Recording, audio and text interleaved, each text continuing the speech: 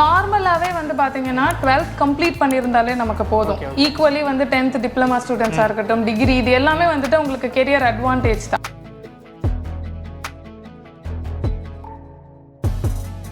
ஏர்லைனில் pilot ஏரோஸ்டஸை தாண்டி ஏகப்பட்ட job opportunities இருக்கு.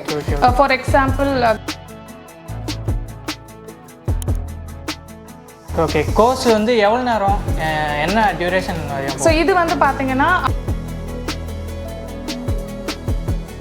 இது கோச்சிங்லாம் எப்படி இருக்கும்? ட்ரைனர்ஸ்லாம் எந்த மாதிரி ட்ரைனர்ஸ்லாம் இருக்காங்க? ஆக்சுவலி நம்ம அகாடமியில் வந்து பார்த்தீங்கன்னா